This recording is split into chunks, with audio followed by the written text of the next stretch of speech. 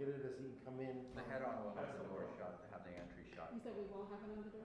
The head-on will have the entry shut. Okay, so the head-on will have, sorry, I misspoke. The head-on will have the entry shot. The clutch camera will not.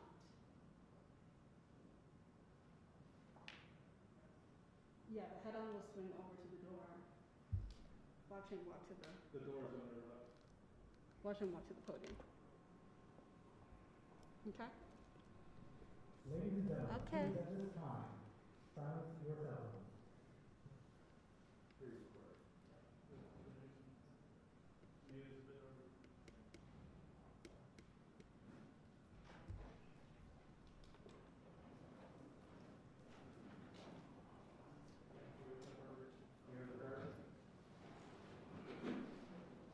No, that would not be down. No, maybe that's not.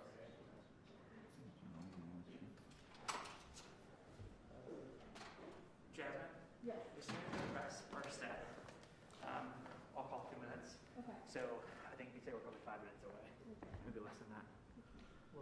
I was just saying, as soon as we get the press up, I'm gonna call 2 minutes right then everyone. But you guys are set though, right? Yes, we are. 2 minutes.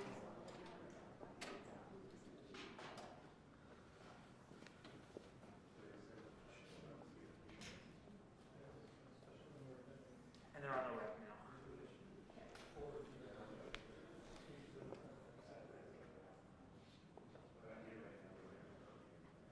Is that your like pre-warm up? You stretching?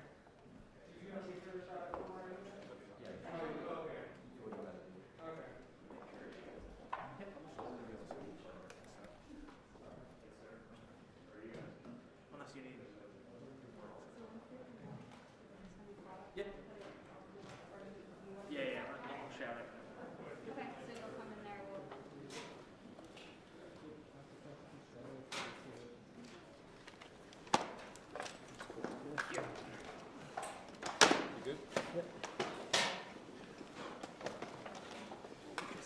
The true 10 feet today, guys, so. What's up? For money with the 10 feet rule.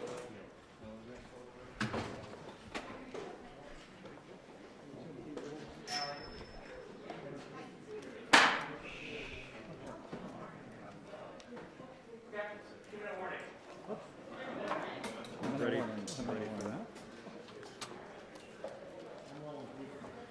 I'm rolling too. Peter, you guys are good? Yeah. 2 minute warning at 2:40. At 2:40. You know, my heart will need you. You know.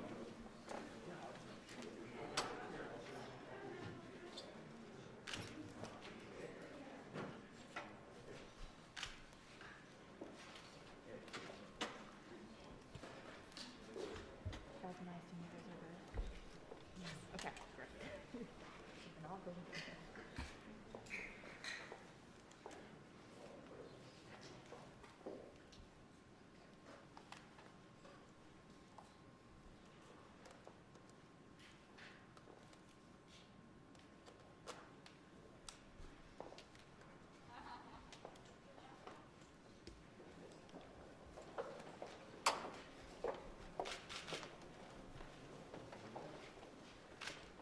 Good afternoon, folks. Good afternoon. I promised when I got elected I'd always give it to you straight from the shoulder. The good, the bad, the truth. So as we head into Christmas weekend, I want to answer your questions about the rising number of COVID cases, COVID-19 cases. And I want to start by acknowledging how tired, worried, and frustrated I know you are. I know how you're feeling. For many of you, this will be the first or even the second Christmas where you look across the table, will be an empty kitchen chair there. Tens of millions have gotten sick. We've all experienced upheaval in our lives. But while COVID has been a tough adversary, we've shown that we're tougher. Tougher because we have the power of science and vaccines that prevent illness and save lives. And tougher because of our resolve. So that, let me answer some questions that lay out the steps the Vice President and I are taking to prepare for the rising number of cases experts tell us we can expect in the weeks ahead. First, How concerned should you be about Omicron, which is now the dominant variant in this country, and it happened so quickly? The answer is straightforward. If you're not fully vaccinated, you have good reason to be concerned. You're at a high risk of getting sick. And if you get sick, you're likely to spread it to others, including friends and family. And the unvaccinated have a significantly higher risk of ending up in a hospital or even dying. Almost everyone who has died from COVID-19 in the past many months has been unvaccinated. Unvaccinated. But if you're among the majority of Americans who are fully vaccinated, and especially if you've gotten the booster shot, that third shot, you have much less reason to worry. You have a high degree of protection against severe illness. But because Omicron spreads so easily, we'll see some fully vaccinated people get COVID, potentially in large numbers. There will be positive cases in every office, even here in the White House, among the vaccinated from Omicron. But these cases are highly unlikely to lead to serious illness. Vaccinated people who get COVID may get ill, but they're protected from severe illness and death. That's why you should still remain vigilant. According to our doctors, even if you're fully vaccinated, you should wear a mask when indoors and in public settings. Wearing a mask provides extra protection for you and those around you. And I know some Americans are wondering if you can safely celebrate the holidays with your family and friends. The answer is yes, you can. If you and those you celebrate with are vaccinated, particularly if you've gotten your booster shot.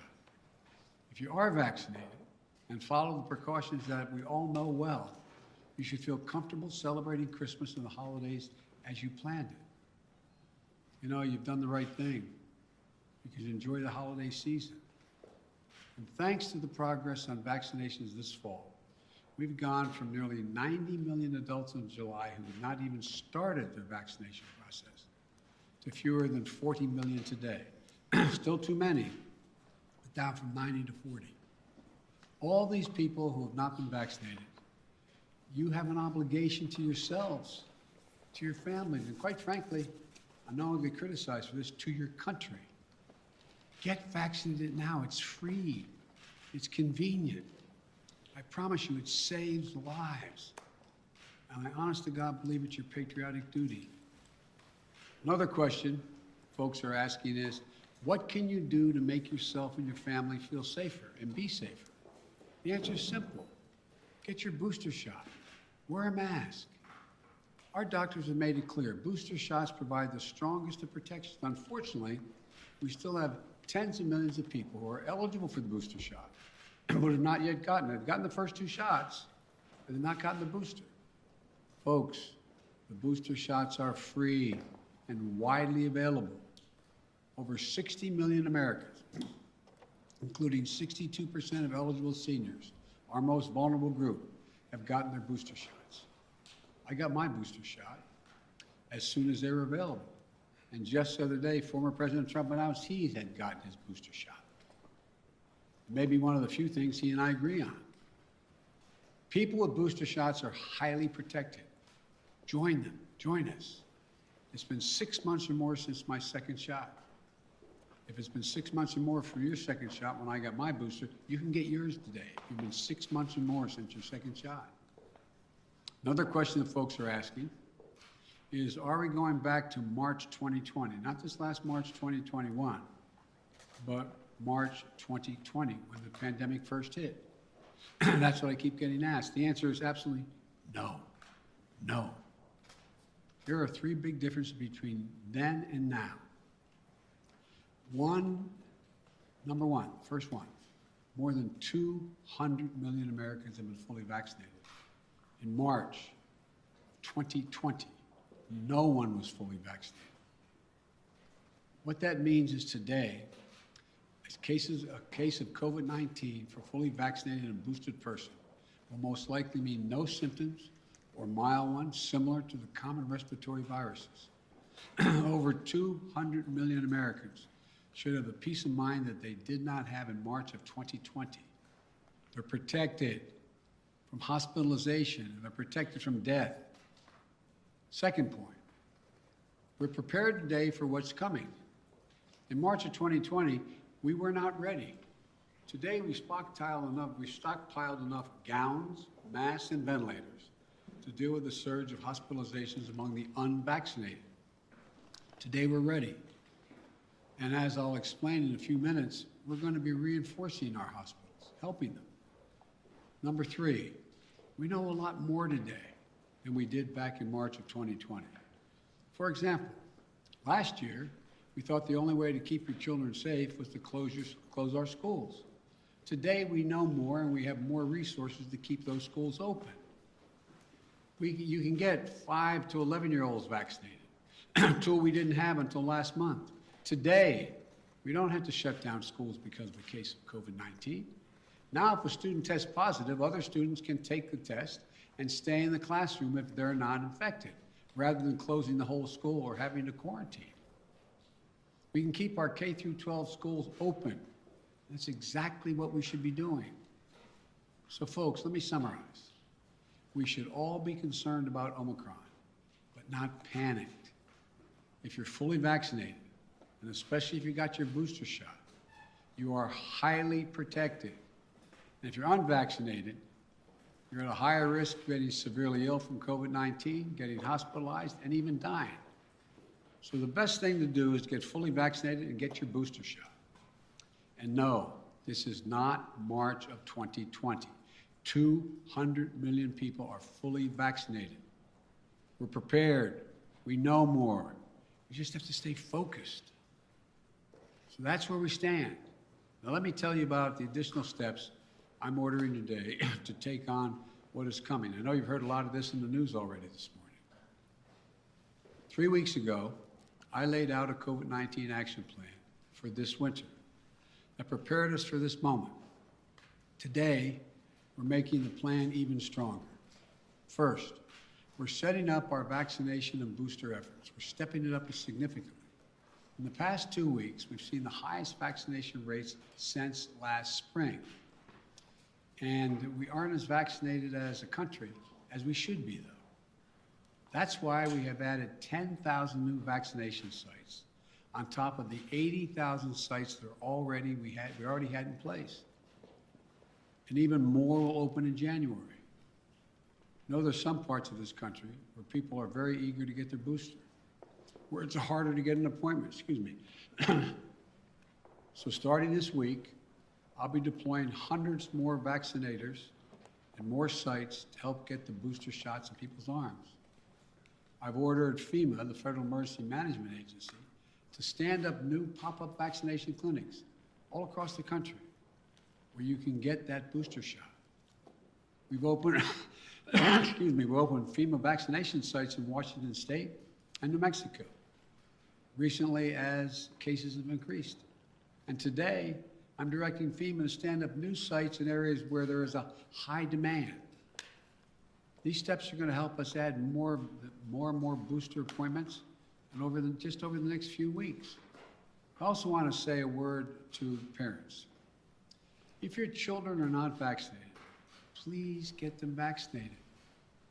If you're a parent, understandably, who waited to see how the first shots went with other kids before getting your own kid vaccinated, you can stop waiting.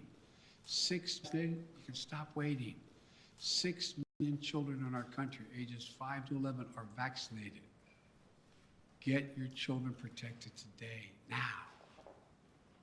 For those parents out there who have a child that's too young to be vaccinated, that is under the age of 5, I know this can still be a scary time.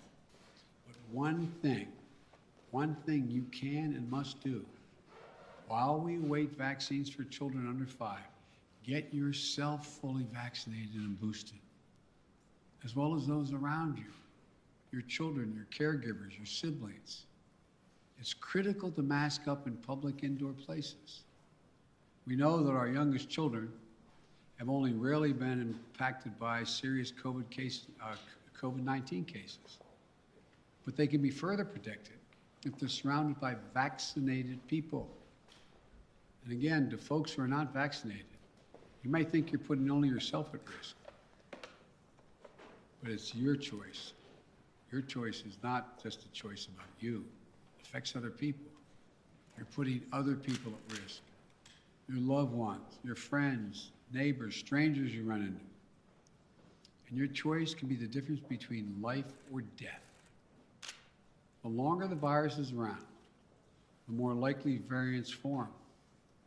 It may be deadlier than the ones that have come before. Let me say again and again and again and again, please get vaccinated. It's the only responsible thing to do. Those who are not vaccinated are causing hospitals to become overrun again. I just spoke to the governor of New York. Every COVID-19 hospital means someone with a heart attack, cancer, or other serious illness may not get that bed and that life-saving care they need in the hospital. Look, let me give it to you straight again. Omicron is serious, potentially deadly business for unvaccinated people. Let me be clear. Thanks to the prior administration and our scientific community, America is one of the first countries to get the vaccine. Thanks to my administration and the hard work of Americans, we led a rollout, made America among the world leaders in getting shots in arms. But uptake slowed this summer as vaccine resistance among some hardened. Look, the unvaccinated are responsible for their own choices. But those choices have been fueled by dangerous misinformation on cable TV and social media. You know, these companies and personalities are making money by peddling lies and allowing misinformation that can kill their own customers and their own supporters. It's wrong. It's immoral. I call on the purveyors of these lies and misinformation to stop it. Stop it now. One of the other things that we know that has to be done is more testing. Because Omicron spreads easily, especially among the unvaccinated. It's critically important that we know who's infected. That means we need more testing. And on that score, we're now where we should be. Yes, we have over 20,000 free testing sites. Yes, we've used the Defense Production Act and spent $3 billion to greatly expand the number of at-home tests available for purchase online and at your local pharmacy. And yes, we made sure insurance covers the PCR tests you get in the hospital or at your doctor's office. But starting next month, private insurance will also cover at-home testing. So you can order a test online and get reimbursed. We're providing access to free at-home tests for those who may have insurance as well, may not have insurance, I should say, as well. But it's not enough. We have to do more. We have to do better, and we will. Starting this week, the federal government will set up emergency testing sites in areas that need additional testing capacity. Before Christmas, the first several of these federal testing sites will be up and running in New York City, with many more to come. This free testing is going to help reduce the waiting lines, the time you have to stand there, and sometimes it's an hour or more. We're going to continue to add federal testing sites where needed, so that if you want an immediate test, there'll be a place where you can go get it. We also need to do better with at-home testing. So I'm announcing today the federal government will purchase $500 million, that's not million, billion with a B, additional at-home rapid tests with delivery starting in January. We'll be getting these tests to Americans for free. And we'll have websites where you can get them delivered to your home. We've arranged for it to be easier for you to find a free COVID testing site near you on Google. Just enter COVID test near me in the Google search bar, and you can find a number of different locations nearby where you can get tested. We're going to continue to use the Defense Production Act, as we did earlier this month, to make sure we're producing as many tests and as quickly as possible. The bottom line is it's a lot better than it was, but we're taking even more steps to make it easier to get tested and get tested for free. Next, we're preparing hospitals for what's coming. Those 40 unvaccinated adults have a good chance of getting COVID-19, and some of you will get very sick. That'll mean hospitals are going to get extremely stressed extremely stressed again, both in terms of equipment as well as personnel to care for those who get sick. That's why my administration has stockpiled and pre-positioned millions of gowns, gloves, masks, and ventilators. We call it PPP. We're ready to send them immediately to any state that needs more. In addition, I've directed the Pentagon to mobilize an additional 1,000 troops to be deployed to help staff local hospitals and expand capacity. That's 1,000 military doctors, nurses, and medics. We've already started moving medical teams. They've already landed in Wisconsin and Indiana this week. This is on top of 300 federal medical personnel that are now on the ground, having deployed since we learned about Omicron. Look, while we know staffing is the biggest need for hospitals, some may need more beds as well. We're prepared. I've directed FEMA to activate the National Response Center and begin deploying teams now to provide additional hospital beds. We'll begin to construct emergency capacities near hospitals, in parking garages, and nearby buildings to be ready if needed. And the federal government is paying for all of this, period, all of it. Further, FEMA will deploy hundreds of ambulances and EMS crews so that if one hospital fills up, we can transport patients to beds elsewhere. This week, we'll send dozens of ambulances to New York and Maine because the COVID is spreading very rapidly to help transport patients. Our doctors, nurses, hospital staffs have gone above and beyond during this pandemic. The strain and stress is real. I really mean it. It's real. And we'll have their backs, though. We have to let them know we have their backs. Finally, we're making sure that COVID-19 no longer closes businesses or schools. Last week, the federal court reinstated my administration's vaccination or test. The vaccination or test rule for businesses with more than 100 employees. The rule requires employers with 100 or more employees to protect their workers who are on site and indoors with the requirement that they be vaccinated or tested each week or go home. These rules are going to keep workers safe, and keep workers safe will help keep businesses open. When people are vaccinated or tested, they are much less likely to get sick and less likely to spread it to others. Customers are more likely to come in and shop because they know it's a safe environment. I know vaccination requirements are unpopular for many, not even popular for those who are anxious to get them. My administration has put them in place not to control your life, but to save your life and the lives of others. Where 400,000 Americans died from COVID this calendar year, and almost all were unvaccinated. Almost all were preventable. The rule is legal and effective. It's going to save thousands of American lives.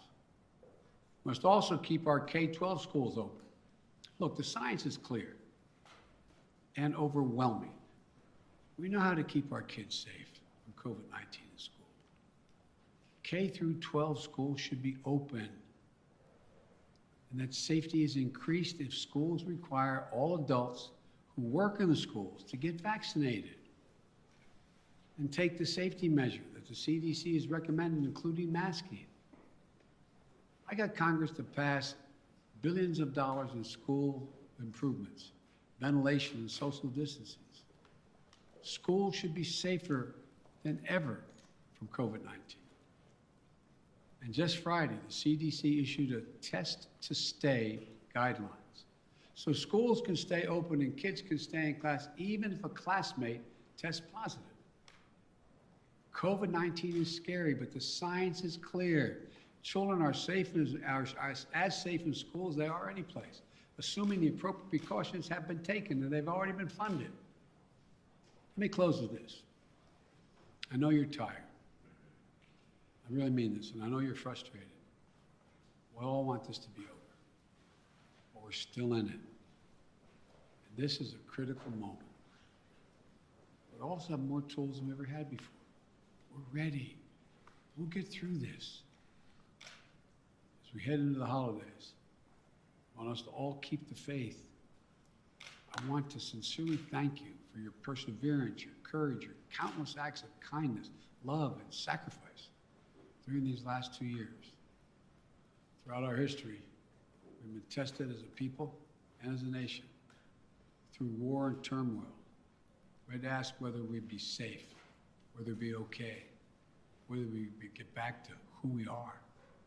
We've always endured because remember, there is no challenge too big for America. I mean this from the bottom of my heart, no challenge. We've come through better and stronger because we stay together as the United States of America. That's what we have to keep doing today. We can do this together. I guarantee you. May God bless you all, and may God protect our troops. And happy holidays. God love you all. Thank you. Mr. President, on testing, sir, you said we have to do better, but public health officials have been saying for months you need to surge rapid tests for just this moment. Is it a failure that you don't have an adequate amount of tests for everyone to be able to get one if they need one right now? No, it's not, because COVID is spreading so rapidly. If you notice, it just happened almost overnight, just in the last month. What's your message? Mr. President. So, no, it's not a failure. But the alarm bell went off. I don't think anybody anticipated that this was going to be as rapidly spreading as it did. And so the question is, we had a lot of people who have access to tests, who could order them, could have their insurance pay for them, et cetera. But it all of a sudden, it was like everybody rushed to the counter. It was a big, big rush. And I knew that was coming, so what I tried to do is meet with the companies and use the Defense Production Act to get 500 million more tests and figure out how to get them to their homes, get them on the shelves in the store. I mean, so that's what it's all about. Yes. Mr. President, what's your message to Americans who are trying to get tested now and who are not able to get tested and who are wondering what took so long to ramp up testing? Come on, what took so long?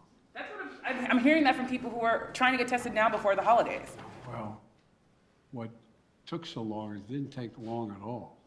What happened was the Omicron virus spread even more rapidly than anybody thought. If I had told you 4 weeks ago that this would spread by a day-to-day basis, it would spread by 50, 100%, 200%, 500%. I think you would have looked at me and said, Biden, what are you drinking? But that's what it did. Now, we don't know what's going to happen from here. It looks there's some evidence that in South Africa, where a lot of this started, that it's dropping off quickly, too. We don't know. But I do know that we're not going to be in a position, like I said, when remember we were having a problem with masks and gowns and the like? I said, I promise you. Remember the criticism? I got questions from some of you.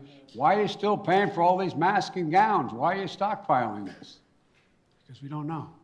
Turns out we're going to need it. In the back, and then... Does it work, sir? And will you reverse the travel ban now that Omicron is so prevalent here in the U.S.?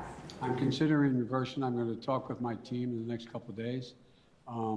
Look, remember why I said we put the travel ban on, is to see how much time we had before it hit here so we could begin to decide what we needed by looking at what's happening in other countries. But we're past that now. And so it's something that is being raised with me by the docs, and I'll have an answer for that soon. Mr. President, You talk often about the importance of keeping your word of trust. Do you believe Senator Manchin kept his word to you? And how do you rebuild trust with progressives in your party to advance your legislation now? You know, I told you before, you've heard me say this before, some people think maybe I'm not Irish because I don't hold a grudge. Look, I want to get things done. I still think there's a possibility of getting Build Back Better done. What I don't want to do is get into, and Joe went on TV today, and I don't know whether it's TV or not, I'm told he was speaking to the Liberal caucus in the House and said, Joe Biden didn't mislead you, I misled him. And so look, I'm not looking for, let me say something. You saw what happened yesterday. all the talk about how my Build Back Better plan was going to increase inflation, going to cause these debts and all the like. What happened? Goldman Sachs and others said, if we don't pass Build Back Better, we're in trouble because it's going to grow the economy. Without it, we're not going to grow. And what happened? Stock prices went way down. It took a real dip. If you take a look, everybody thinks because I quoted 17 Nobel laureates saying this is going to help inflation. Think about it in terms of you're a hard-working person and you're making 60 grand if you're alone, if your mom are just on her own, or if you're making 80 grand, mom and dad 90 grand like a lot of people do, and you're worried about inflation, you should be worried about it because it's a devastating thing for people who are working class and middle class folks. It really hurts. Where is most of the cost now? The cost is finding in gasoline, even though I was able to bring it down 12 cents a gallon, will come down more, I believe. We talked about what the cost in food prices going up, et cetera. But look what's in Build Back Better.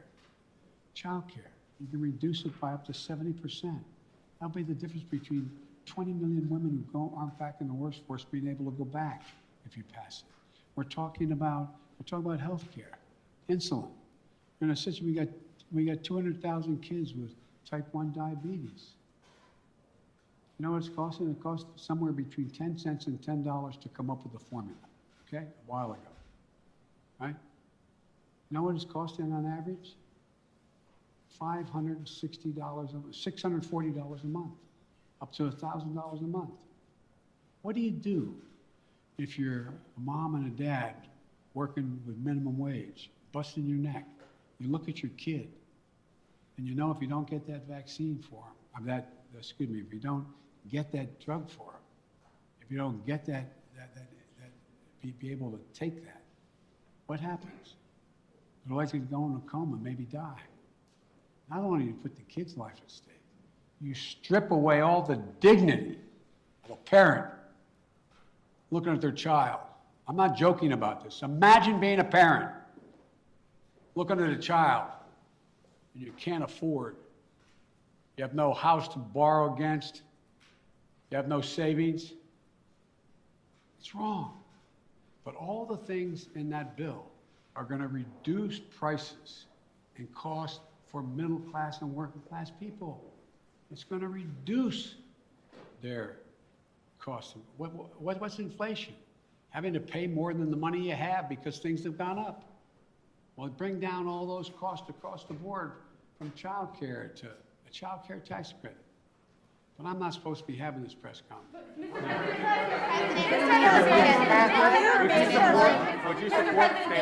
Mr. President, did Senator Manchin break his commitment to you? When you announced the framework, the White House says that all 50 senators were believed to get behind it, all 50 Democratic senators. So did Senator Manchin break his commitment to you?